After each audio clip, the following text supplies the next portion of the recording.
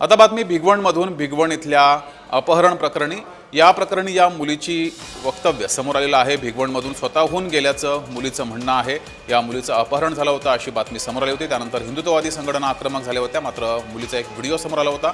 मुलीनं आईवडिलांकडे जायला नकार दिलेला आहे। संपूर्ण प्रकरणात तक्रार दाखल करून घेतलेली आहे आणि या संदर्भात पोलीस प्रशासनाकडून माहिती समोर आली आहे। पोलीस अधीक्षक संदीप गिल यांनी या संदर्भात या प्रकरणात माहिती दिली आहे। दोघे मत वेगवेगळ्या FIR मध्ये दिलेला कंटेंट वेगळा आहे आणि आता जे पीडित महिला FIR ठिकाणी दिलेला मत ते वेगळा आहे। आता FIRचं मत आणि त्यांच्या दोघे मताने रेकॉर्ड केले आहे, परंतु FIRचे फिर्यादीचं जे म्हणणं आहे त्याच्या सखोल तपासणी आम्ही करीत आहोत।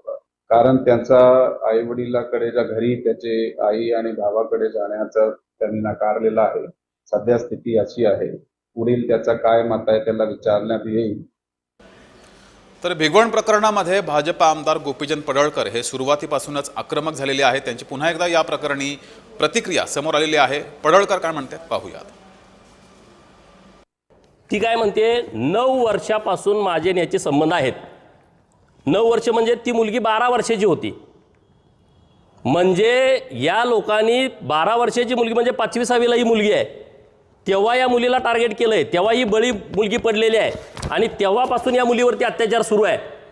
आता माझं पोलिसांना म्हणणं असं आहे, तुम्ही मुलगी सज्ञान आहे, मुलगी जसं म्हणेल तसं करतो असं तुमचं म्हणणं आहे। आता हे मुलीनंच तुम्हाला व्हिडिओ पाठवून दिलाय। हे स्टेटमेंट ग्राह्य धरून पोलिसांनी सुमोटो या शेखवरती पोक्सो अंतर्गत कारवाई करावी। अझर शेख नावाचा जो हरामी वृत्तीचा माणूस आहे की ज्याच्यावरती 14-15 वेगवेगळ्या केसेस आहेत। लव जिहादची पण एक केस त्याच्यावरती आहे। तलाठी भाऊसाहेबांना मारहाणीची केस त्याच्यावरती आहे। ॲट्रॉसिटीच्या अनेक केसेस आहेत। हा 2 नंबरचा व्यवसाय करून अशा मुलांना पैसे पुरवून प्रवृत्त करतोय आणि त्या सगळ्या प्रकरणामध्ये अझर शेखचा सर्वात मोठा हात आहे।